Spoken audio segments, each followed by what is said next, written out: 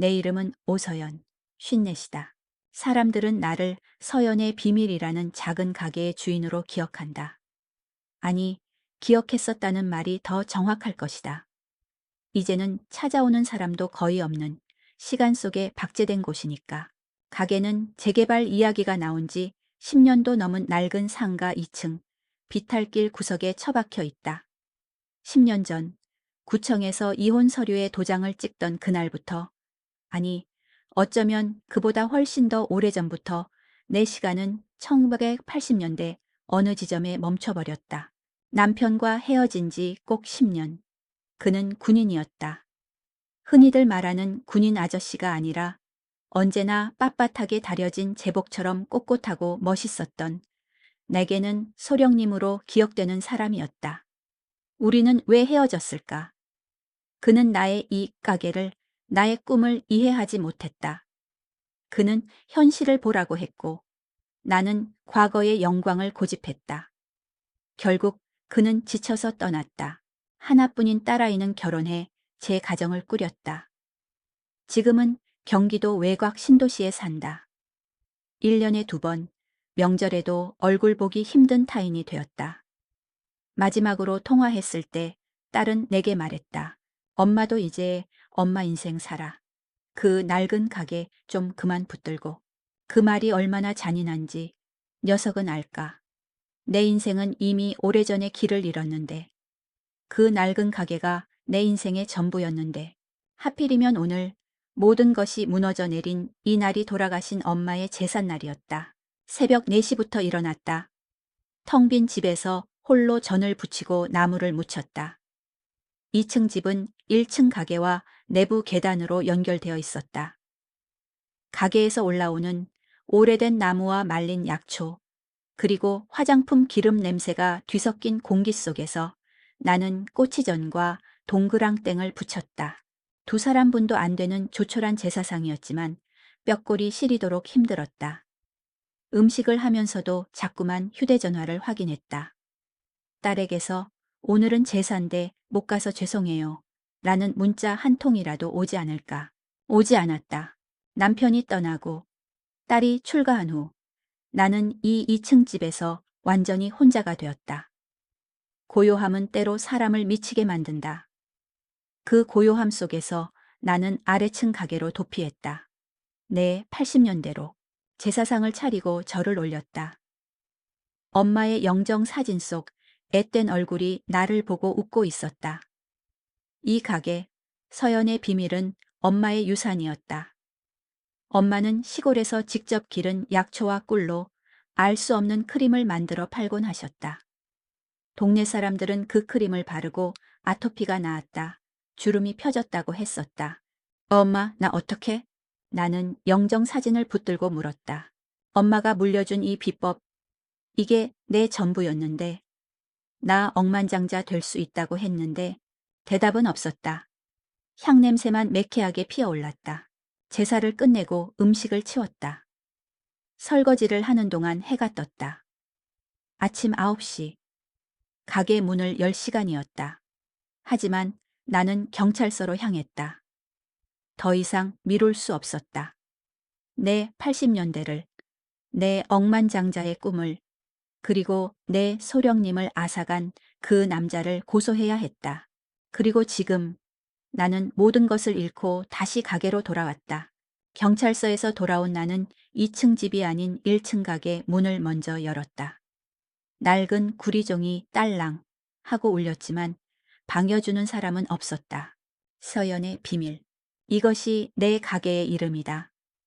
30년 전 유행했던 불투명한 유리병에 담긴 수제 크림들.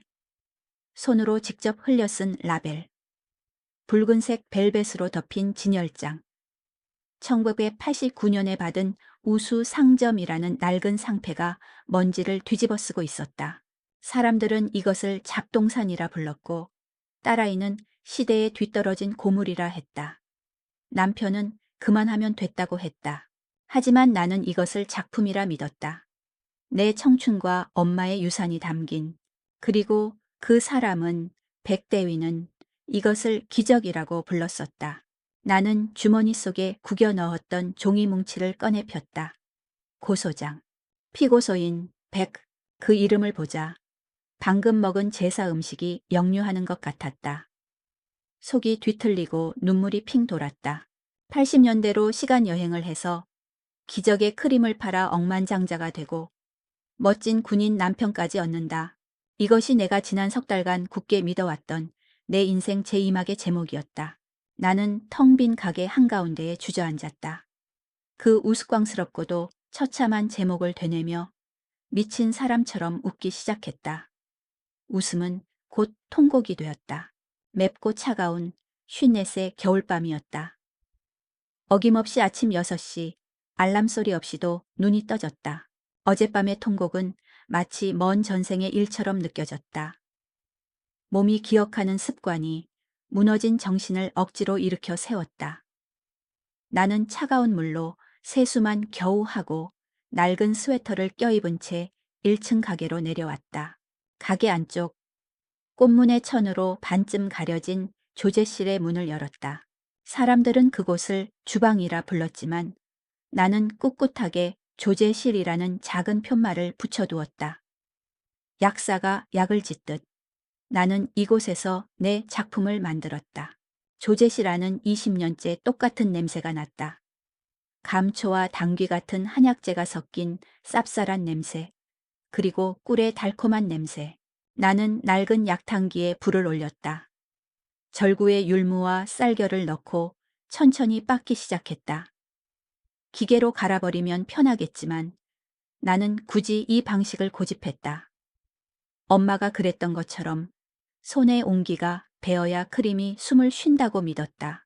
1번 크림, 보습의 비밀, 감초와 꿀, 그리고 바셀린을 중탕에 섞는다.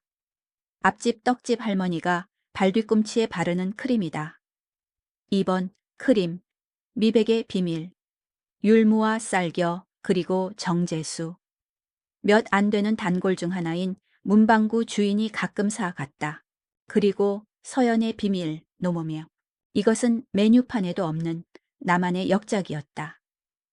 말린 장미 꽃잎을 곱게 갈아 넣고 인삼 증류액과 동백기름, 그리고 엄마가 알려준 마지막 비밀 재료를 섞어 만든다. 만드는 과정이 까다롭고 재료비도 많이 들어 일주일에 딱 3병만 만들었다. 나는 투명한 유리 비커에 담긴 연분 홍색 크림을 저으며 주문을 외웠다. 괜찮아. 내겐 이게 있잖아. 이 크림만 있으면 다시 일어설 수 있어. 크림을 젓는 손길은 경건했다. 이것은 단순한 화장품이 아니었다. 나의 자존심이었고 나의 희망이었으며 나를 억만장자로 만들어줄 유일한 무기였다. 9시 정각. 나는 가게 문을 열고 문에 달린 작은 종을 닦은 뒤 영업 중 팻말을 걸었다. 유리문 밖 비탈길 아래로는 번쩍이는 신도시의 풍경이 아지랑이처럼 펼쳐졌다.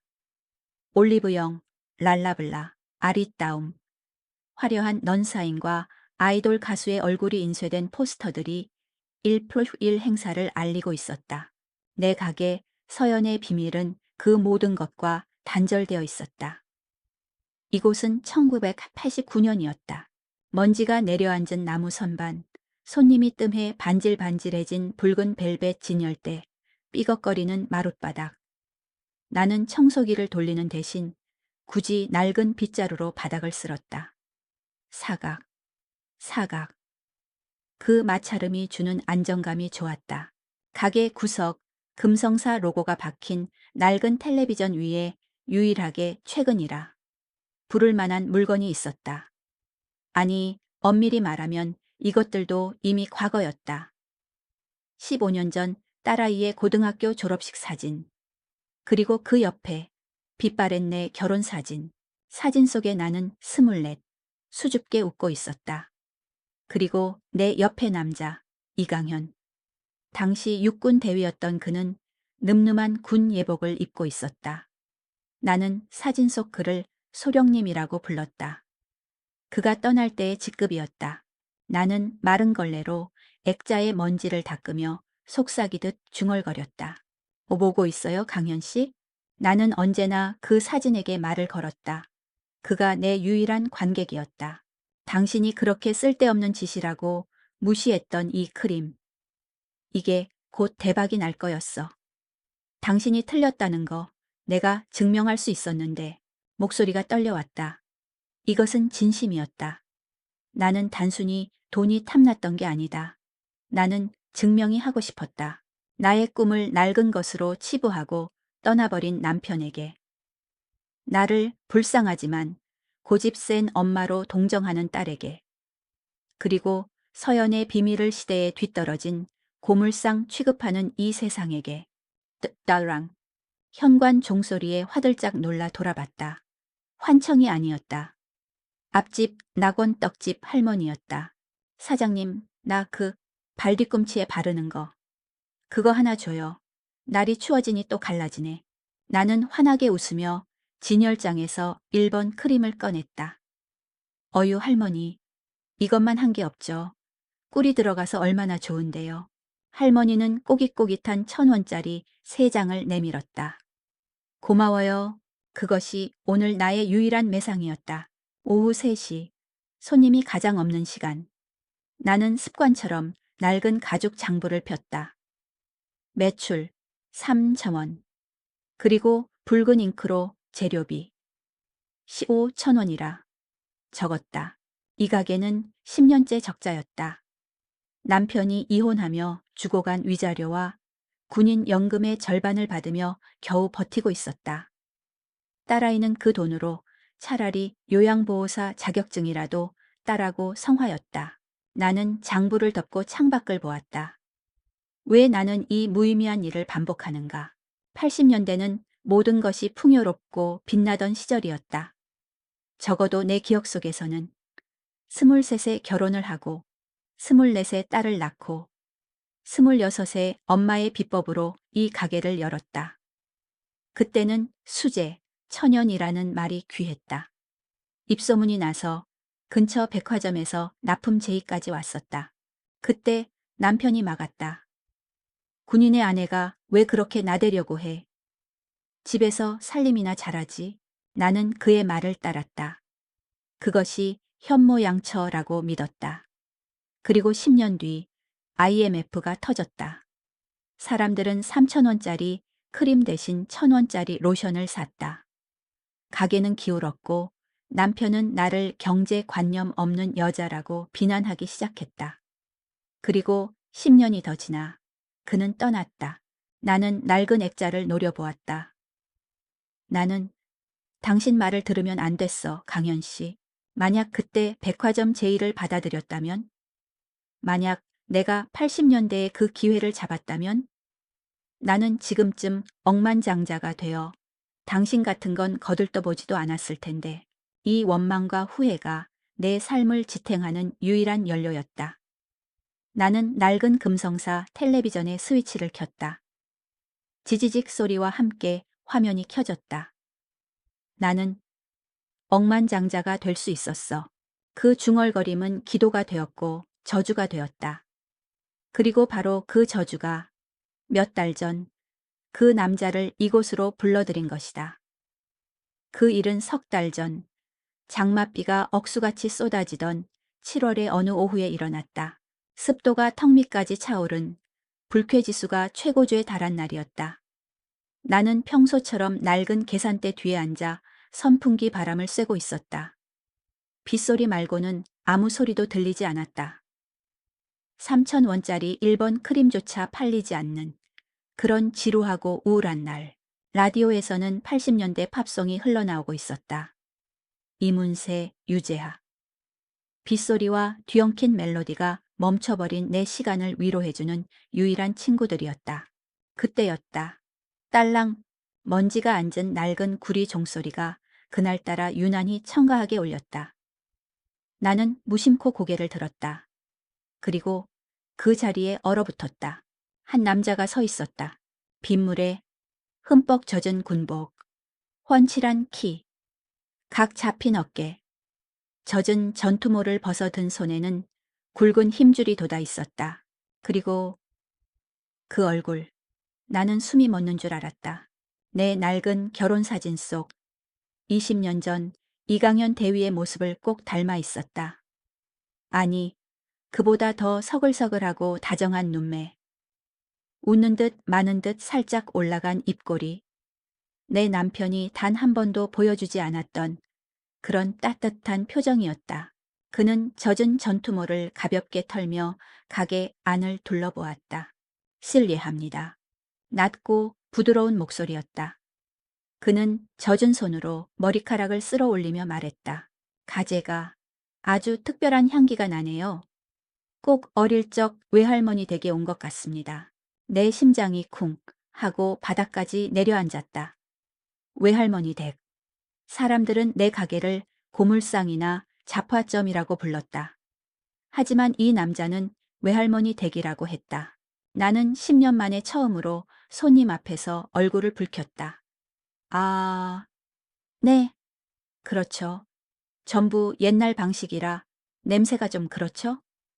아닙니다. 아주 좋습니다. 그는 진심으로 감탄하는 듯한 눈으로 진열장을 둘러보았다. 사실 선물을 좀 사려고 합니다. 선물이요? 네. 곧 저희 사단장님, 사모님 생신이라서요. 뭔가 흔해 빠진 백화점 물건 말고 정성이 담긴 특별한 걸 찾고 있었습니다. 지나가다 우연히 이끌리듯 들어왔네요.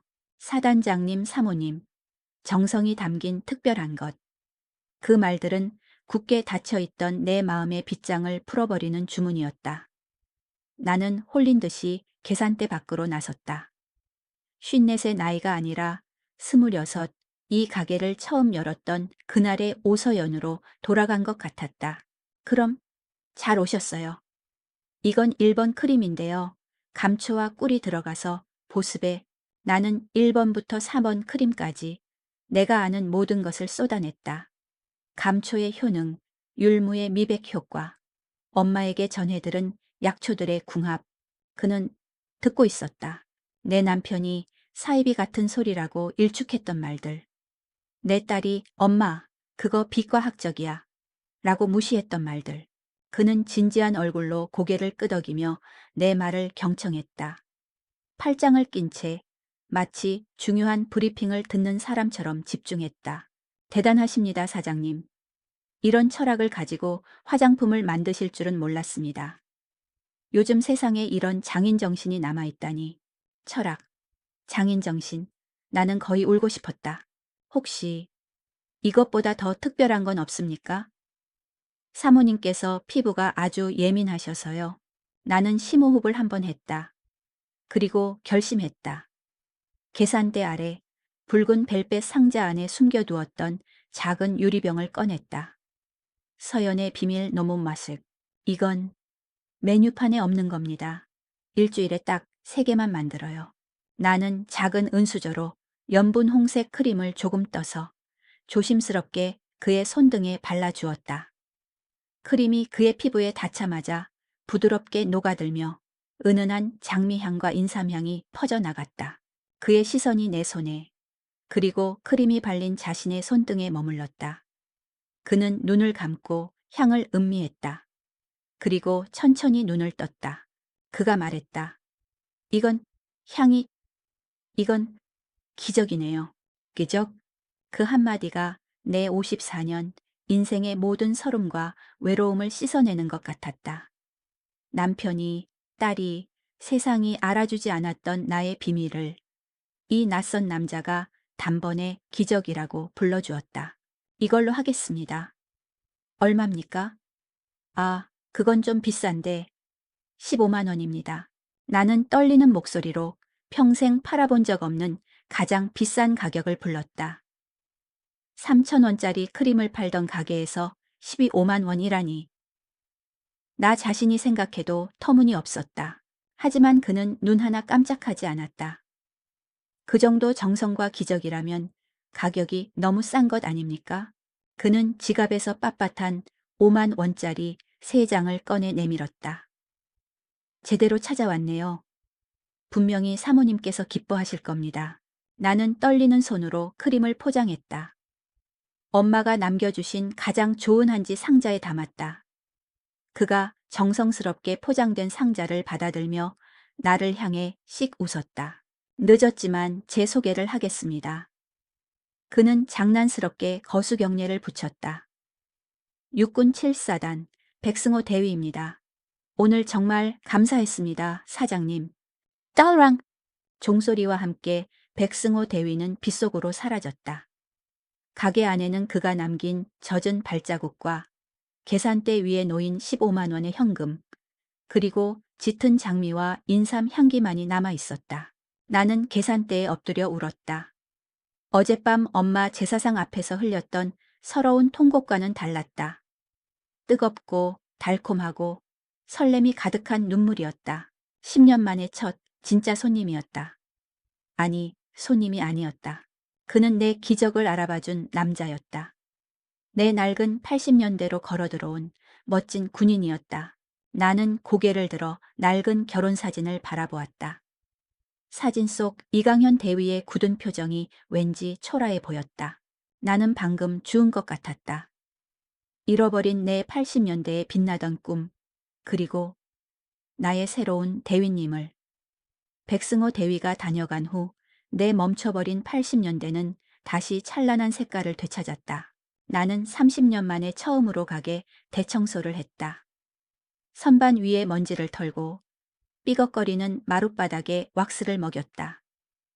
낡은 라디오에서는 더 이상 이문세의 슬픈 발라드가 나오지 않았다. 나는 볼륨을 높이고 소방차의 경쾌한 댄스곡을 틀었다. 어깨가 절로 들썩였다. 나는 서연의 비밀 너무워를 더 많이 만들었다. 그가 다시 올 것만 같았다. 아니, 와야만 했다. 그리고 그는 정확히 일주일 뒤 비가 그친 맑은 날 오후에 다시 나타났다. 사장님, 저 기억하십니까? 이 딸랑 하는 종소리와 함께 그가 들어섰다. 이번에는 땀 냄새, 나는 군복이 아닌 단정하게 다려진 남색 셔츠 차림이었다. 제복을 벗으니 그는 더 젊고 더 세련되고 더 매력적으로 보였다. 난리가 났습니다, 사장님. 그가 특유의 서글서글한 눈웃음을 지으며 말했다. 사모님께서 이런 건 처음 받아보신다며 어디서 구했냐고 완전히 반하셨어요. 덕분에 제가 점수 좀 땄습니다. 나는 손사래를 쳤지만 입꼬리가 귀에 걸릴 것 같았다. 별 말씀을요. 백 대위님이 안목이 있으신 거죠. 혹시 실례가 안 된다면 차 한 잔 주실 수 있겠습니까? 그가 조심스럽게 물었다. 꼭 드리고 싶은 말씀이 있어서요. 내 가게에는 차 같은 것을 팔지 않았다. 나는 허둥지둥 2층으로 뛰어 올라갔다. 몇 년 전 딸아이가 명절 선물로 주고 간 먼지 쌓인 찻잔 세트를 찾아냈다.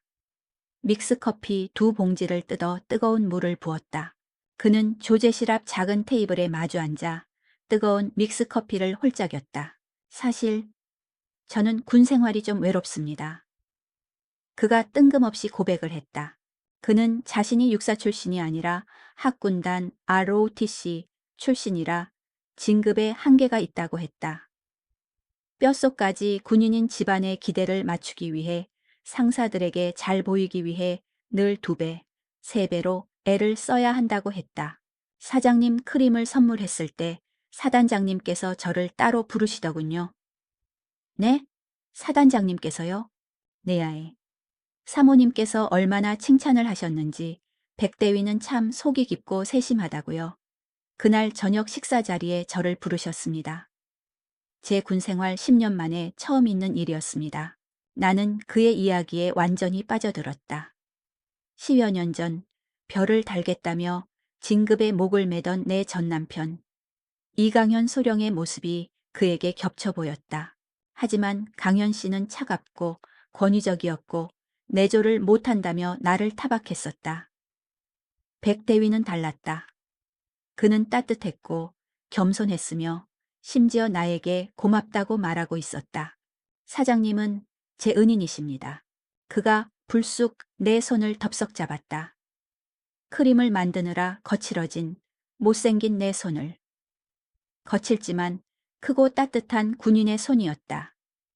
나는 당황해서 숨을 쉴 수가 없었다. 심장이 턱까지 차오르는 것 같았다. 에벡 대위님, 왜 이러세? 나는 손을 빼려 했지만 그는 내 손을 더 꽉 잡으며 말했다. 사장님 손을 보니 고생을 얼마나 많이 하셨는지 알겠습니다. 이런 귀한 손으로 그런 기적을 만드셨군요. 전 남편은 내 손을 보고 일하는 여자 손이라며 핀잔을 줬었다. 기적이라는 말, 귀한 손이라는 말. 나는 그에게 완전히 무장해제당했다. 그는 내 손을 천천히 놓으며 마치 엄청난 비밀을 말하듯 목소리를 낮췄다. 사장님, 혹시 그 너머머 크림 말입니다. 네? 저희 부대원들이 겨울만 되면 피부가 다 갈라지고 동상에 걸리고 난리가 납니다. 보급품으로 나오는 건 솔직히 말해서 형편없거든요. 그는 진지한 얼굴로 나를 바라보았다. 만약의 말입니다. 그의 눈이 반짝였다. 이 기적의 크림을 군대에 정식으로 납품할 수 있다면 어떨까요? 군대 납품. 나는 얼어붙었다. 1989년 백화점에서 납품 제의를 받았던 그날의 기억이 번개처럼 스쳐 지나갔다. 남편의 반대로 무산되었던 나의 꿈, 내 낡은 80년대 가게에 억만장자라는 단어가 벼락처럼 내리꽂혔다. 그게 저 같은 사람이 어떻게... 물론 쉽지 않죠. 백대위가 고개를 저었다. 군대라는 곳이 워낙 폐쇄적이고 절차도 까다로워서요. 하지만 그가 다시 내 쪽으로 몸을 기울였다. 그의 숨결이 느껴질 만큼 가까운 거리였다. 제가 사단장님 라인을 잘 압니다. 그리고 이번에 사모님께서 사장님 크림에 완전히 반하셨어요. 이게 기회일 수 있습니다. 그는 다시 다정하고 염려스러운 목소리로 돌아왔다. 하지만 무리하지는 마십시오, 사장님. 제가 괜한 말씀을 드렸나 봅니다. 아닙니다. 내가 다급하게 외쳤다. 아니에요. 저 할 수 있어요. 정말입니까? 네. 그는 내 두 눈을 깊숙이 들여다보더니 환하게 웃었다. 좋습니다. 그럼 제가 중간에서 다리를 놔보겠습니다. 사장님은 그저 노미 하이크림의 샘플을 더 많이 만들어 주시기만 하면 됩니다. 이건 우리 둘만의 비밀 작전입니다. 그가 장난스럽게 오른쪽 눈을 찡긋 윙크를 했다. 54의 심장이 24 처녀처럼 뛰어댔다. 백대위는 부대원들에게 맛이라도 보게 하겠다며 1번 크림 몇 개를 더 사갔다. 그가 떠나고 난 가게. 나는 한동안 멍하니 서 있었다. 그러다 문득 계산대 아래 서랍을 열었다. 그리고 그 안에 낡은 결혼사진 액자를 집어넣었다. 이강현 소령의 굳은 얼굴을 더 이상 보고 싶지 않았다. 더 이상 그에게 증명하고 싶은 마음 따위는 사라졌다. 내게는 백승호 대위가 생겼다. 나의 기적을 알아보고 나를 억만장자로 만들어줄 80년대의 꿈에서 걸어 나온 나의 군인 소년. 그날 밤 나는 잠을 이루지 못했다. 조제실에서 밤새도록 노모가사보 크림을 만들고 또 만들었다. 군대 납품이라는 네 글자가 내 머릿속에서 내 심장 속에서 수천 개의 폭죽처럼 터지고 있었다. 그날 이후 백대위는 비밀 작전이라며 거의 이틀에 한 번꼴로 가게에 들렀다. 그는 늘 긍정적인 소식을 가져왔다. 샘플 반응이 폭발적입니다, 사장님. 병사들이 야간 근무 나갈 때 몰래 숨겨 나갈 정도입니다. 사단장님 사모님께서 노뭅 오호 크림을 2병 더 구해달라고 하십니다. 피부가 10년은 젊어지신 것 같다고요. 나는 신이 나서 밤낮으로 크림을 만들었다. 조제실은 24시간 약탕기 끓는 냄새와 장미향으로 가득 찼다. 내 마지막 남은 적금 통장이 바닥을 드러내기 시작했지만 나는 조금도 두렵지 않았다. 행복했다. 내 기적이 드디어 세상을 만날 준비를 하고 있었다. 그러던 어느 날 백대위가 평소와 달리 어둡고 심각한 얼굴로 가게를 찾아왔다. 무슨 일 있어요, 대위님? 안색이 안 좋아요. 그는 벤치에 주저앉아 마른 세수를 했다. 사장님, 아무래도 이 일 덮어야 할지도 모르겠습니다. 내 심장이 쇠망치로 맞은 듯 쿵 하고 내려앉았다. 네? 그게 무슨, 왜, 왜요? 반응이 좋다면서요. 역시 육사 출신 텃세가 만만치 않습니다. 그는 담배를 피워 물고 싶은 듯 주머니를 뒤적이다가 이내 포기했다. 보급품을 담당하는 군수과 상사놈이 있습니다. 그놈이 듣도 보도 못한 사제 크림이라며 안전성이 검증 안 됐다고 서류를 전부 반려했습니다. 절망이 밀려왔다. 나는 그 자리에 주저앉을 뻔했다. 그럼 이제 끝인 거예요? 방법이 아주 없는 건 아닙니다. 그가 내 눈을 피하며 말했다. 뭡니까? 뭐든지 말해봐요. 그 상사놈이 솔직히 말해서 떡값을 좀 바라는 것 같습니다. 떡값, 뇌물 호의로. 나는 그 단어의 무게에 침을 삼켰다. 그리고 백대위가 말을 이었다. 만약 계약이 성사된다고 해도 지금 이 조제실 규모로는 어림도 없습니다. 최소한의 생산 설비를 갖췄다는 걸 서류상으로라도 보여줘야 합니다. 유령 공장이라도 급하게 구해야. 그는 괴로운 듯이 머리를 헝클어뜨렸다. 하지만 아닙니다. 그가 갑자기 고개를 세차게 저었다. 제가 어떻게 사장님께 그런 부담을. 이건 제가 잘못 생각했습니다. 사장님, 그냥 이건 잊어버리십시오. 제가 주제 넘었습니다. 억만장자 같은 헛된 꿈을 꾸게 해드려서 죄송합니다. 헛된 꿈. 그 말이 비수처럼 날아와 내 가슴에 박혔다. 이강현 소령이, 내 딸 지연이가 세상 사람들이 나에게 했던 바로 그 말이었다. 아니에요. 내가 소리쳤다. 헛되지 않아요. 이건 내 평생의 꿈이었단 말이에요. 나는 그의 팔을 붙잡았다. 얼마나 필요해요. 백대위는 괴로운 듯이 눈을 감았다. 사장님, 이러지 마십시오. 저는 그냥 사장님의 그 철학이 좋아서. 말해요, 백대위님. 우리 비밀 작전이잖아요. 같이 이겨내야죠. 그는 한참을 망설이다. 작은 개미 목소리 같은 소리로 액수를 말했다. 로비 자금으로 3천만 원. 그리고 가짜 공장 설비 서류 꾸미는데 7천만 원. 총 1억입니다. 1억. 내 전 재산. 아니, 전 재산 그 이상이었다. 내가 가진 거라곤 엄마에게 물려받은 이 낡은 상가, 건물의 지분 2층 집과 1층 가게 뿐이었다. 그날 밤 나는 잠을 이룰 수 없었다. 1억. 헛된 꿈과 억만장자 사이에서 나는 밤새 뒤척였다. 그리고 동이 틀 무렵 나는 결심했다. 나는 딸에게 전화를 걸었다. 지연아. 웬일이야 엄마, 이 시간에. 잠결에 전화를 받은 딸의 목소리는 까칠했다. 엄마, 가게가 아주 잘 돼. 수화기 너머의 딸이 침묵했다. 정말? 그 이상한 크림이? 응. 군대에 납품하게 됐어.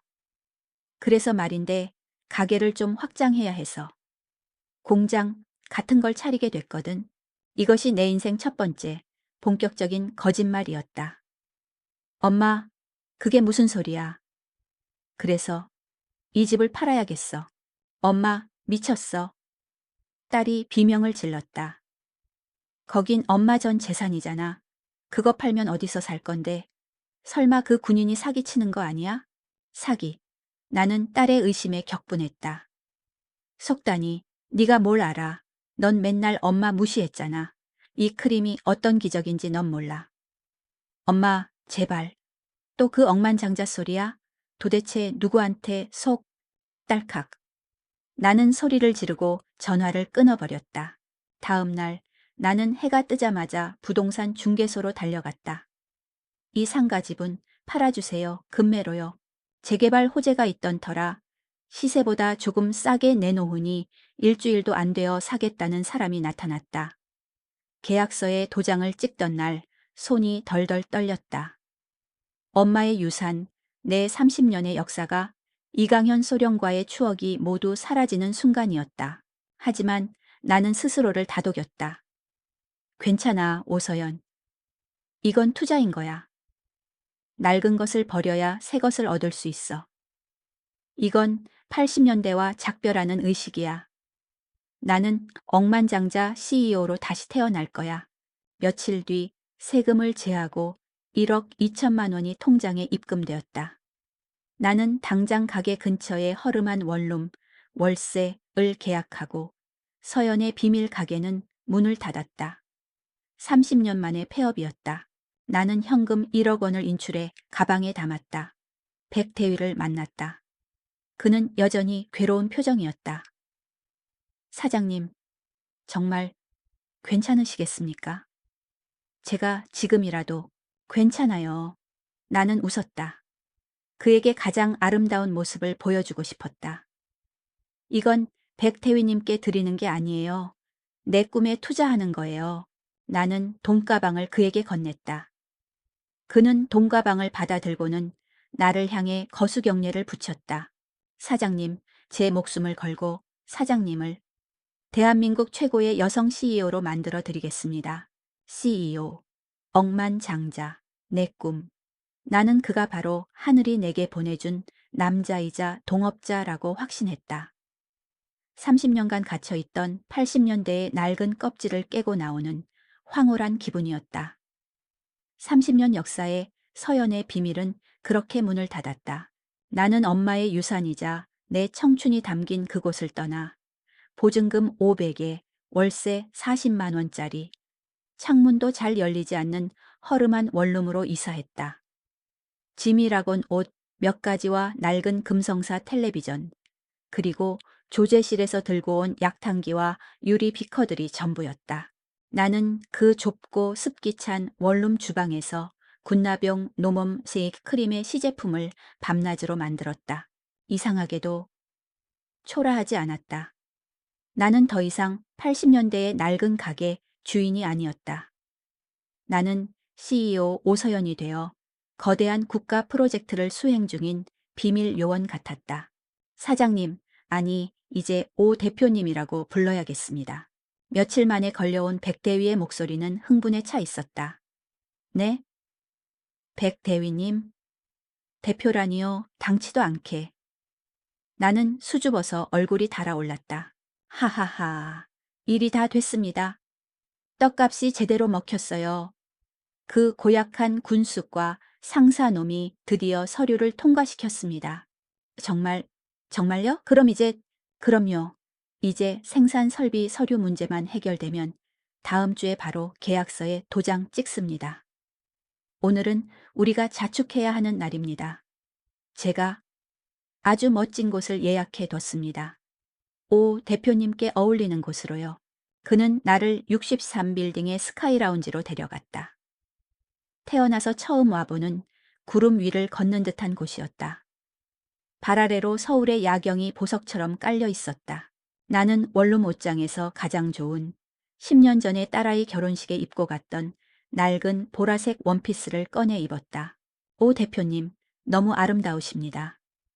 백대위가 영화 속 주인공처럼 내 의자를 빼주며 말했다. 우리는 1인분에 15만 원짜리 스테이크와 20만 원이 넘는 와인을 시켰다. 내 한 달치 월세보다 비싼 저녁 식사였다. 3천 원짜리 1번 크림을 팔던 내가 이런 곳에 앉아 있다니 모든 것이 꿈만 같았다. 이래도 괜찮아요? 너무 비싼데? 대표님. 그가 부드럽게 웃었다. 우리가 곧 벌 돈에 비하면 이건 껌값도 안 됩니다. 이건 투자입니다. 미래의 억만장자 CEO를 위한 아주 작은 축하연이죠. 그가 와인잔을 높이 들었다. 우리의 비밀 작전과 오 대표님의 눈부신 미래를 위하여. 쨍. 맑은 소리와 함께 붉은 와인이 출렁였다. 나는 취했다. 와인에 취한 것이 아니라 그 아찔한 야경에 CEO라는 달콤한 호칭에 그리고 내 앞에서 나를 여왕처럼 받들어주는 이 소아이 차에게 완벽하게 취했다. 징! 그때였다. 내 낡은 핸드백 안에서 휴대전화가 요란하게 울렸다. 발신자는 딸이었다. 백대위가 와인잔을 들다 말고 미간을 찌푸렸다. 중요한 전화입니까?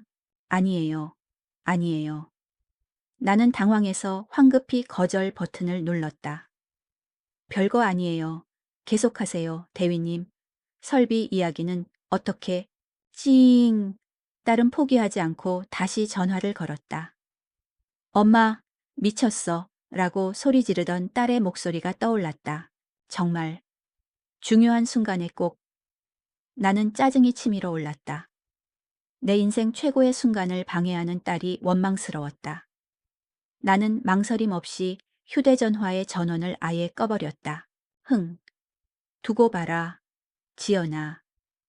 네가 틀렸다는 걸, 엄마가 억만장자가 되는 걸 똑똑히 보여줄 테니. 나는 내 성공을 가로막는 마지막 장애물을 제거한 듯 후련한 기분으로 와인을 들이켰다. 백대위가 만족스러운 듯 웃었다. 역시 대표님은 큰일을 하실 분입니다. 사소한 감정에 연연하지 않으시는군요. 그가 스테이크를 한 조각 썰어 내 접시 위에 올려주었다. 잠시 화장실 좀 다녀오겠습니다, 대표님. 금방 오죠? 그가 일어나 자리를 비웠다. 나는 혼자 남아 야경을 보며 미소 지었다. CEO 오서연, 억만장자. 이강현 소령, 보고 있어? 그때였다. 그가 테이블 위에 두고 간 아주 반짝이는 최신형 스마트폰의 화면이 반짝 켜졌다. 카카오톡 메시지 알림이었다. 나는 무심코 그쪽으로 시선을 돌렸다. 그리고 그 화면 위에 떠 있는 발신인의 이름을 보았다. 자기야 하츠. 그리고 그 아래로 메시지 미리 보기가 스쳐 지나갔다. 지금 어디야? 늦네. 유찬이가 아빠 보고 싶다고 울다 잠들었어. 자기야, 아바트 휴가니. 심장이 얼음물에 처박힌 것처럼 차갑고 아프게 가라앉았다. 방금 마신 와인이 역류하는 것 같았다. 자기야는 아내? 아빠? 그럼 아들이 있다는 건가? 나는 고개를 세차게 저었다. 아니야. 아닐 거야. 머릿속에서 필사적으로 변명을 만들어냈다. 자기야라는 애칭은 요즘은 여동생이나 아주 친한 사촌에게도 쓰잖아. 아빠라는 건 조카가, 그래 조카가 삼촌을 잘 따르다 보면 아빠라고 부를 수도 있지. 백대위는 나에게 결혼했다는 말을 한 번도 한 적이 없다. 그는 외롭다고 했다. 군 생활이 외롭다고. 화면은 10초도 안 되어 금방 꺼졌다. 방금 내가 본 것은 환상이었던가? 백대위가 향수 냄새를 풍기며 돌아왔다. 오래 기다리셨죠, 대표님? 나는 아무 일도 없었다는 듯 필사적으로 입꼬리를 끌어올려 미소를 지었다. 아니에요, 대위님. 야경이 너무 멋져서 시간 가는 줄 몰랐네요. 나는 그 메시지를 보지 못한 것이었다. 나는 내 1억 원이 걸린, 내 평생의 꿈이 걸린 억만장자 프로젝트를, 내 유일한 소아의 차를 잃고 싶지 않았다. 나는 진실을 보는 것을 스스로 거부했다. 그날 밤 나는 좁은 원룸으로 돌아와 저녁에 마신 와인을 전부 토해냈다. 자기야 하츠와 아빠라는 단어가 독처럼 위액과 섞여 나왔다. 나는 억지로 그 기억을 병이 물과 함께 내려보냈다. 아니야, 내가 잘못 본 거야. 설령 그가 결혼을 했다고 해도 사업과는 별개일 수 있어. 1억이 걸려 있잖아. 내 인생 전부가. 나는 이가 부서져라. 이를 악물었다. 며칠 뒤 백대위가 누런 서류 봉투 하나를 들고 내 허름한 원룸으로 찾아왔다. 좁은 방 안 크림을 만드느라 널브러진 비커와 약재들을 보며 그가 안쓰러운 표정을 지었다. 대표님, 이런 누추한 곳에서 조금만 참으십시오. 제가 곧 강남의 최고급 주상복합으로 모시겠습니다. 그의 말은 꿀처럼 달콤했다. 나는 자기야의 기억을 완전히 잊었다. 그가 봉투에서 서류를 꺼냈다. 군수물자, 공급 계약서, 의약외품, 표지에는 붉은색 대외비 도장이 선명하게 찍혀 있었다. 나는 떨리는 손으로 서류를 넘겼다. 알 수 없는 군대 용어와 어마어마한 숫자들이 적혀 있었다. 이게 계약서 초안입니다. 그가 환하게 웃었다. 그 상사놈 돈을 받아먹더니 일 처리는 확실하게 합니다. 이제 사단장님 직인 결재만 남았습니다. 최종 승인입니다. 세상에, 세상에. 나는 다리가 풀려 주저앉았다. 그럼 이제 억만장자. 네, 맞습니다. 그런데 그가 표정을 굳혔다. 그래서 제가 급하게 출장을 가야 합니다. 굴장이요? 네, 강원도 철원 최전방입니다. 최전방. 그 단어는 그가 진짜 군인이라는 사실을 의심할 수 없게 만들었다. 결제 서류 원본을 들고 제가 직접 사단장님을 뵈러 가야 합니다. 워낙 보안이 중요한 계약이라서요. 다른 사람 손에 맡길 수가 없습니다. 아, 그렇군요. 당연하죠. 얼마나 걸리는데요? 길어야 일주일입니다. 그가 내 두 어깨를 잡았다. 그의 눈은 불타고 있었다. 일주일 뒤 오 대표님은 대한민국 100대 여성 CEO가 되어 있으실 겁니다. 그는 동지애가 담긴 굳건한 포옹으로 나를 안아주었다. 나는 그의 단단한 가슴에 기댔다. 기다리겠습니다, 대위님. 조심해서 다녀오세요. 그가 현관에서 신발을 신으며 말했다. 아, 참. 거긴 최전방이라 휴대전화가 잘 안 터질 수도 있습니다. 통신보안구역이라서요. 혹시 연락이 좀 뜸하더라도 무슨 일 있어도 저만 믿고 기다리십시오. 아시겠죠? 낸다 미데어요. 백대위가 떠났다. 나는 좁은 원룸에서 벽에 걸린 낡은 달력에 X표를 치며 날짜를 세기 시작했다. CEO 오서연이 되는 날까지 D7. 나는 여전히 논매프 크림을 만들었다. 이제 곧 엄청난 물량이 필요할 테니 미리 재고를 확보해둬야 한다고 생각했다. 집을 팔고 남은 돈 2천만 원에서 비싼 재료비가 계속 빠져나갔다. D6 첫째 날. 대위님, 잘 도착하셨어요? 날이 춥네요. 밤늦도록 답이 없었다. 바쁘시구나. 최전방이라 춥고 고되겠지. D야 뒤 둘째 날. 식사는 하셨어요? 걱정돼요. 저녁 9시가 넘어 답이 왔다. 회의 중. 바쁨. 100. 나는 그 딱딱한 군대식 문자에 오히려 안도했다. 그래, 저긴 군대지. 이래야 진짜 군인이지. D4. 넷째 날. 대위님, 일은 잘 돼가고 있나요? 메시지 옆에 숫자 1이 사라지지 않았다. 읽지 않음. 불안감이 스멀스멀 피어올랐다. 나는 좁은 원룸을 뱅뱅 돌았다. 통신보안. 그래, 통신보안. 구역이라고 했어. 문자를 못 보는 걸 거야. 하지만 자꾸만. 그날 밤 스카이 라운지에서 봤던 자기야 하츠라는 단어가 떠올랐다. 나는 고개를 미친 듯이 저었다. D3, 다섯째 날. 무슨 일 있으세요? 정말 걱정돼요. 연락 한 번만 주세요. 여전히 일은 사라지지 않았다. 나는 크림 만들기를 멈췄다. 약탕기가 차갑게 식었다. 원룸방 안에 향기롭던 장미향 대신 눅눅한 곰팡이 냄새가 스며드는 것 같았다. D1, 일곱째 날. D-Day. 백대위가 돌아오기로 한 날. 내가 억만장자 CEO가 되기로 약속된 날. 나는 아침부터 화장도 고치고 가장 좋은 보라색 원피스를 입고 그를 기다렸다. 12시, 오후 3시, 저녁 6시, 저녁 9시. 아무 연락도 없었다.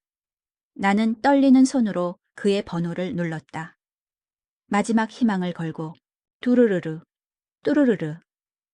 신호는 갔다. 다행이다, 다행이다. 통신 보안이 드디어 풀렸나 봐. 나는 가슴을 쓸어내렸다. 그리고 지금 거신 번호는 없는 번호이오니 다시 한번 확인하시고 없는 번호? 잘못 들었나? 나는 잘못 걸었나 싶어 저장된 번호로 다시 걸었다. 지금 거신 번호는 없는 번호이오니 다시 한번 쿵.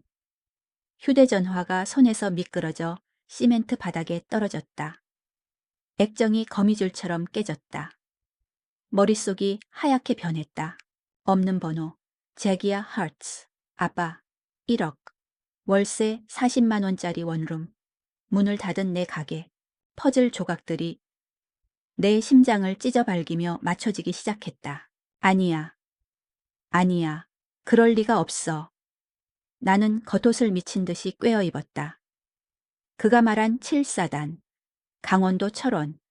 그래, 거기로 가보자. 그는 군인이었어. 군복을 입고 있었잖아. 뭔가 오해가 있을 거야. 사고가 났을지도 몰라. 나는 마지막 남은 한 줄기 이성을 붙잡고 곰팡이 냄새나는 텅 빈 원룸을 뛰쳐나갔다. 그가 진짜 군인이라는 사실만이 나의 유일한 구원이었다. 나는 통장에 남은 마지막 2천만 원을 털어 동서울 터미널에서 철원으로 가는 첫 차를 탔다. 없는 번호라는 음성은 기계의 오류일 거라고. 그는 진짜 군인이니까 뭔가 피치 못할 사정이 생겼을 거라고 나는 필사적으로 믿었다. 버스는 3시간이 넘게 걸렸다. 차창 밖으로 내가 평생 본 적 없는 낯선 시골 풍경과 GOP, 민간인 통제선 같은 무시무시한 팻말들이 스쳐 지나갔다. 나는 오히려 백대위가 진짜 군인이 맞구나라며 스스로를 안심시켰다. 이렇게 험한 곳에서 분명 사고가 난 걸 거야. 다쳤을지도 몰라. 철원 시외 버스터미널에서 내리자마자 택시를 탔다. 7사단, 7사단, 본부로 가주세요. 택시기사가 백미러로 나를 이상하게 쳐다봤다. 아줌마, 7사단은 엄청 넓은데 어느 부대로 가시게요? 그냥 본부요. 백승호 대위님이라고.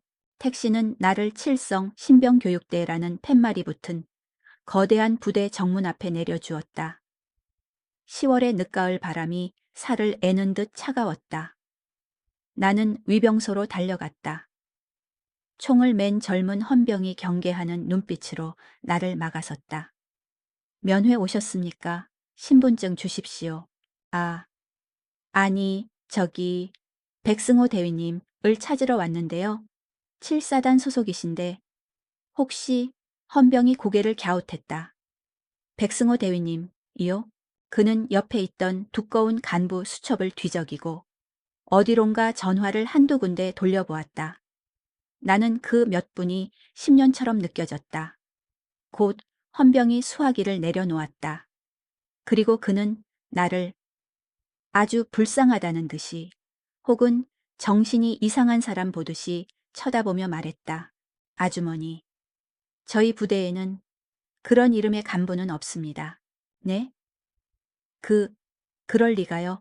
7사단이 여기 말고 또 7사단은 하나죠. 헌병이 잘라 말했다. 그리고 사단 전체 간부 명단에 백승호라는 이름은 아예 없습니다. 혹시 동명이인이 아닐까요? 아니에요. 계급도 대위고. 없습니다. 나는 그 자리에 주저앉을 뻔했다. 없다. 없다. 없다.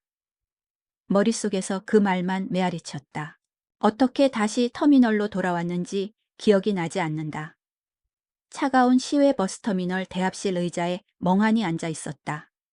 1억. 내 집. 내 가게. 자기야 하츠. 없는 번호, 없는 사람. 모든 것이 거짓이었다. 그때 깨진 액정의 휴대전화가 진동했다. 나는 기계적으로 전화를 받았다. 발신자 이름을 볼 힘도 없었다. 이강현. 10년 만에 처음 보는 이름이었다. 내 전남편. 나는 넋이 나간 채 통화 버튼을 눌렀다. 여보세요? 오서연 씨. 10년 만에 듣는 목소리. 여전히 낮고 꼿꼿하고 감정이 실려 있지 않았다. 당신, 지금 어디야? 명령조였다. 나, 철원이에요. 뭐? 수화기 너머로 그가 기가 막힌 듯 숨을 들이쉬는 소리가 들렸다. 철원엔 왜 갔어? 지연이한테 다 들었어. 지연이. 내가 스카이 라운지에서 거절했던 그 전화. 당신 집 팔았다며. 지연이가. 나는 딸에 대한 배신감과 억울함에 소리를 질렀다. 지금 소리 지를 때가 아니잖아. 그가 버럭 고함을 쳤다. 10년 전 우리가 이혼하던 날 들었던 목소리와 똑같았다. 도대체 무슨 생각이야? 노후 자금을 30년 산 집을. 나는 울음이 터졌다. 이 세상에서 나를 이해해주는 사람은 아무도 없었다. 나는 마지막 남은 일말의 희망을 붙잡고 아이처럼 그에게 매달렸다. 당신은 몰라. 당신은 내 꿈을 맨날 무시했잖아. 나 군납 계약하기로 했단 말이야. 내 크림이, 서연의 비밀이 드디어 빛을 보는 거였어. 무슨 계약? 실사단.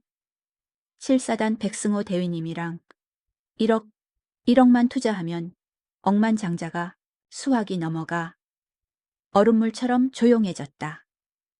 그 침묵이 위병소 헌병에 없다는 말보다 더 무섭고 차가웠다. 한참 뒤 그가 아주 피곤하고 10년은 더 늙어버린 목소리로 말했다.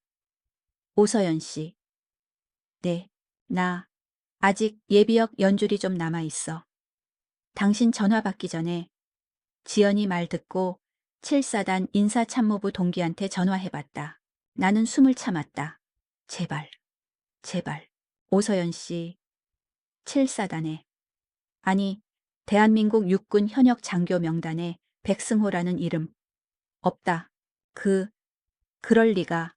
군복을. 그 사람이 군복을 입고 있었는데. 요즘 세상에 인터넷에서 군복 한 벌 구하는 게. 그가 깊은 한숨을 쉬었다. 그게 어려운 일일 것 같아? 하지만 계약서, 대회비 도장이. 오서연 씨, 제발 정신 좀 차려. 그의 목소리가 단호해졌다. 진짜 군인의 목소리였다. 군대의 물품은 그런 식으로 사단장 사모님 통해서 떡값 찔러주고 계약하지 않아. 전부 국방조달본부를 통해서 엄격하게 공개 입찰로 진행해. 당신이 만든 그 크림이 납품되려면 식약처 허가부터 시작해서 검증만 10년은 걸렸을 거야. 당신 사기당한 거야. 사기당한 거야. 없는 사람. 제기아 하트스. 아바. 모든 것이 1억 원짜리 거대한 사기극이었다. 나의 소아이차 콴하는, 나의 기적은 처음부터 존재하지 않았다. 나는 소리도 내지 못했다. 휴대전화가 손에서 떨어졌다. 깨진 액정 위로 낡은 터미널의 형광등 불빛이 산산조각 났다. 거기 어디 터미널이야? 일단 첫 차 타고 서울로 올라와. 지연이한테 연락해 둘게. 나는 대답할 힘도 없었다. 나는 억만장자가 되고 싶었던 게 아니야. 나는 그냥 누군가에게 내 기적을 알아봐 주길 바랐을 뿐인데. 나는 철원의 차가운 버스 터미널 의자에 주저앉아 30년 만에 내 전남편의 목소리를 들으며 내 인생 전부가 사기당했음을 깨달았다. 철원에서 서울로 돌아오는 버스 안. 나는 살아있는 시체였다. 사기당한 거야? 전남편의 단호한 목소리가, 헌병의 동정 어린 목소리가, 없는 번호라는 차가운 기계음이 고장난 라디오처럼 머릿속에서 뒤섞여 울렸다. 하지만 내 마음 가장 깊은 곳, 가장 어리석은 구석에서는 여전히 아니야 라고 외치고 있었다. 이강현 전 남편은 그냥 나를 무시하는 거야. 헌병이 신입이라 잘 몰랐을 수도 있잖아. 분명 무슨 오해가. 나는 이 마지막 희망의 끈을 확인할 필요가 있었다. 버스에서 내리자마자 나는 월세 40만 원짜리 원룸이 아닌 강남의 화려한 오피스텔 건물로 향했다. 백대위가, 아니 백승호라는 그 남자가 군납법인이라며 알려준 주소. 그가 내게 1억 원을 송금하라고 했던 바로 그 법인의 주소였다. 13층 첨세5고 나는 떨리는 손으로 엘리베이터 버튼을 눌렀다. 13층에 내렸다. 일사항의 5호. 굳게 닫힌 철문 앞. 문에는 군수물자 공급 법인 따위가 아닌 아주 작고 세련된 명패가 붙어 있었다.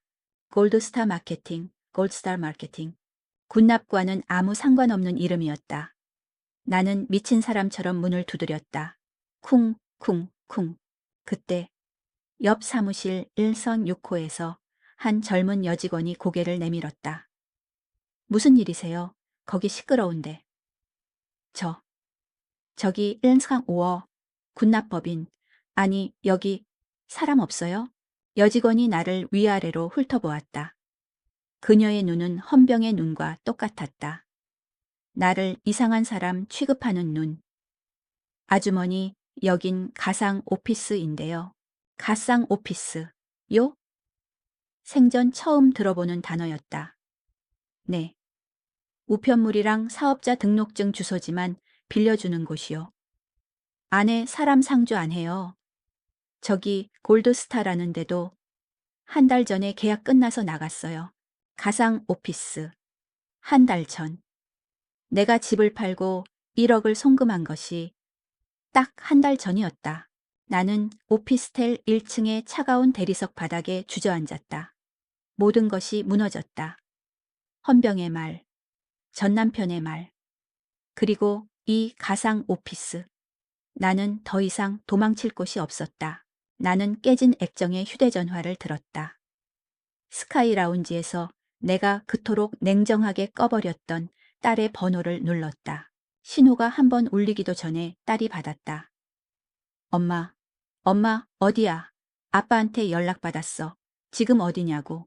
딸의 다급한 목소리를 듣는 순간, 지난 며칠간, 아니, 지난 몇 달간 억눌렀던 모든 것이 한꺼번에 터져 나왔다. 지연아, 지연아, 흑, 엄마, 엄마 어떡해, 흐흐흑. 나는 어린아이가 된 것처럼 울부짖었다. 엄마, 돈, 내 1억, 내 집, 다 없어졌어. 엄마, 진정해. 울지 말고. 거기가 어디야, 지금? 강남, 골드스타, 오피스텔, 1층. 알았어. 거기 꼼짝 말고 있어. 움직이지 마. 내가 지금 갈게. 얼마나 지났을까? 엄마, 딸이 남편 사위과 함께 로비 안으로 뛰어들어왔다. 딸은 대리석 바닥에 넋이 나간 채 주저앉아 있는 나를 보더니 아무 말도 아무런 질책도 하지 않고 그저 나를 껴안았다. 10년 만에 처음 안아보는 딸의 품은 따뜻했다. 나는 그 품에 안겨 더 큰 소리로 울었다. 사위가 나를 부축해 채 태웠다. 나는 뒷좌석에서 딸의 손을 붙잡고 계속 울기만 했다. 차가 출발하고 딸이 떨리는 목소리로 입을 열었다. 엄마, 엄마가 아까 전화로 말한 골드스타 마케팅이랑 백승호라는 이름. 아빠랑 통화하고 나서 바로 인터넷으로 검색해봤어. 나는 고개를 들 수 없었다. 엄마, 그 사람 백승호 아니야. 본명은 박용철이래. 딸이 휴대전화 화면을 내밀었다. 거기에는 내가 그토록 믿고 사랑했던 백태위의 얼굴이 있었다. 그가 내게 보여줬던 것과 똑같은 군복을 입은 프로필 사진. 아니, 박용철의 얼굴이었다. 화면의 제목은 육군 장교 사칭, 군납 미끼로 중년 여성 상대 전문 사기꾼 박씨 구속, 피해액 수십억 원대. 3년 전 뉴스 기사였다. 출소한 거야. 이 사람. 딸의 목소리가 분노로 떨렸다. 수법이 똑같아. 군납 핑계, 가상 오피스, 이용, 사업 자금이 필요하다며 외로운 중년 여성들한테 기사에는 그의 가족 관계도 나와 있었다. 범행 당시 박 씨는 아내 A 씨와 두 자녀, 당시 7세, 5세를 둔 평범한 가장 행세를 하며 자기야 하트스. 유찬이가 아빠 보고 싶다고 울다 잠들었어. 스카이 라운지에서의 그 메시지. 3년 전 기사니까 유찬이는 이제 10살이겠구나. 소아이 차 관난. 억만장자 CEO. 기적의 크림. 80년대로의 시간여행. 내 인생을 지탱해온 모든 환상이 3년 전 낡은 뉴스 기사 한 줄에 가루처럼 부서졌다. 백대위는, 아니, 사기꾼 박용철은 처음부터 나를 사냥한 것이었다. 그는 내 외로움을, 내 헛된 꿈을, 80년대에 갇혀버린 내 어리석음을 정확히 꿰뚫어 보고 완벽하게 연기했다. 나는 1억을 잃은 것이 아니었다. 나는 30년의 세월, 엄마의 유산, 그리고 내 인생의 마지막 남은 자존심까지 전부 잃었다. 차가 딸의 집으로 향하는 동안 나는 더 이상 울지도 못했다. 그냥 텅 비어버렸다. 그리고 오늘 나는 다시 경찰서에 다녀왔다. 3주 전 딸아이가 반쯤 끌고 가다시피 해서 처음 갔던 바로 그곳. 오늘은 고소인 보충 진술이라는 것을 하고 나왔다. 담당 형사는 젊었지만 세상의 모든 피로를 다 짊어진 듯한 얼굴이었다. 어머님. 그는 나를 대표님도 사장님도 아닌 어머님이라 불렀다. 이런 전문 사기꾼들은 잡기도 힘들지만 잡아도 돈은 이미 다 빼돌린 후입니다. 대포통장 수십 개를 돌려서 아마 그는 말을 흐렸다. 마음 비우시는 게 좋습니다. 마음을 비우라니. 내 30년의 세월이, 엄마의 유산이, 내 마지막 남은 1억 원이 그냥 비워야 할 마음이 돼버렸다. 나는 텅 빈 눈으로 경찰서 문을 나섰다. 발걸음은 나도 모르게 마포대교로 향했다. 3주 전 여기서 뛰어내리면 80년대로 갈 수 있을까라고 중얼거렸던 바로 그 자리. 나는 난간에 기대어 해질 역해 검붉은 강물을 내려다보았다. 이제는 안다. 뛰어내려도 80년대로 돌아갈 수 없다. 80년대는 처음부터 존재하지 않았다. 그저 내 낡은 가게, 내 낡은 집착, 내 낡은 후회 속에만 존재했던 나 혼자만의 환상이었다. 나는 뛰어내리지 않았다. 죽을 용기도 없었지만 이제는 죽어서 도망칠 꿈조차 없었다. 나는 월세 40만 원짜리 곰팡이 냄새나는 원룸으로 돌아왔다. 오늘은 이 방을 빼는 날이다. 사기당한 후 통장 잔고가 0원이 되자 월세를 낼 수 없었다. 집주인의 독촉 끝에 결국 보증금 500만 원에서 밀린 월세와 청소비, 위약금을 제하고 100만 원만 돌려받기로 했다. 나는 이제 수중에 100만 원을 가진 빚더미에 올라앉은 빈털터리가 되었다. 나는 짐을 쌌다. 짐이랄 것도 없었다. 사계절 옷까지 몇 벌과 낡은 텔레비전, 그리고 마지막으로 조제실에서 가져온 약탕기와 유리 비커들. 억만장자 CEO의 꿈을 꾸며 1억을 바쳐가며 밤새 만들었던 서연의 비밀 노모후 크림. 수십 개의 유리병이 방구석에 처박혀 있었다. 나는 무표정한 얼굴로 가장 큰 병의 뚜껑을 열었다. 푸식.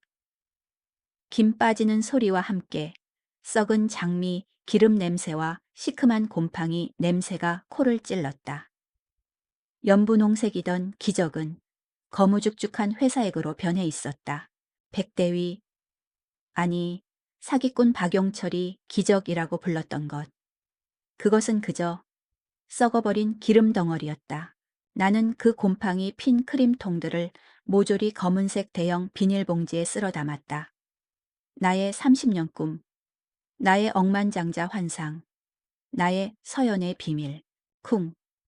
비닐봉지가 좁은 원룸 바닥에 둔탁한 소리를 내며 떨어졌다. 그때 비밀번호를 누르는 소리와 함께 문이 열리고 딸아이가 들어왔다. 엄마, 짐 다 쌌어? 딸은 나를 비난하지 않았다.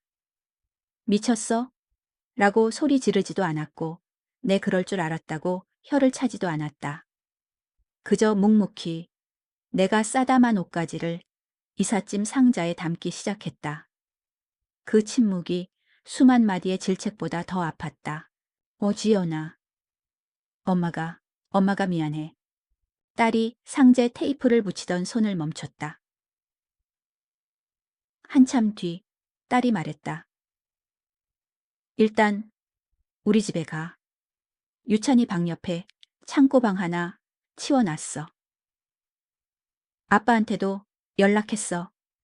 엄마 남은 돈 100만 원으로는 변호사 선임은 어림도 없다고. 아빠가 변호사비는 대주겠대. 10년 전 꿈만 좇는 여자라며 나를 버렸던 남편. 비과학적이라며 내 크림을 무시했던 딸. 내 환상이 깨지고 나자 비로소 나를 붙잡아주는 현실이 보였다. 너무나 비참하고 굴욕적인 현실이었다. 나는 썩은 크림 덩어리가 담긴 검은 봉지를 들고 딸의 뒤를 말없이 따랐다. 원룸 건물을 나섰다. 눈부신 가을 햇살이 쏟아졌다. 나는 너무 오랜만에 보는 진짜 햇빛에 눈이 부셔 눈을 찡그렸다. 거리에는 화려한 옷을 입은 젊은이들이 손에는 전부 최신형 스마트폰을 들고 나를 스쳐 바쁘게 걸어가고 있었다. 80년대는 어디에도 없었다. 억만장자도 소아이차 관 한도 없었다. 그저 딸과 사위, 그리고 전 남편에게 갚아야 할 1억 원의 빚을 진 54의 빈털터리 오서연만 있었다.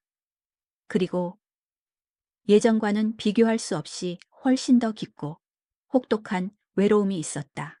나는 80년대로 시간 여행을 해서 기적의 크림을 팔아 억만장자가 되고 멋진 군인 남편을 만났다. 그 우스꽝스러운 제목에 내 인생 2막은 끝났다. 딸의 체에 오르기 전 나는 곰팡이 핀 크림이 담긴 검은 비닐봉지를 건물 앞 쓰레기 수거장에 내 마지막 남은 힘을 다해 던져버렸다. 태영, 나의 시간 여행은 그렇게 끔찍하고 차가운 현실 속으로의 추락으로 끝이 났다. 차가운 강바람이 뼛속까지 파고들었다. 마포대교 난간에 기댄 채 검은 강물을 내려다보았다. 만약 내가 지금 여기서 뛰어내린다면 그토록 그리워하던 빛나던 80년대로 정말 시간 여행을 할 수 있을까? 아니면 적어도 그 사람이라도 만날 수 있을까? 우스꽝스러운 망상이었다. 나는 뛰어내리지 않았다. 뛰어내릴 용기조차 내게는 사치였다. 나는 비틀거리며 발걸음을 돌렸다. 집으로 향하는 버스 안 차창에 비친 내 모습은 초라하기 짝이 없었다. 땀으로 축축해진 종이 한 장이 손안에서 바스러질 듯 구겨졌다. 2시간 전 경찰서 민원실에 접수하고 나온 고소장이었다. 모든 것이, 정말로 모든 것이 끝나버렸다.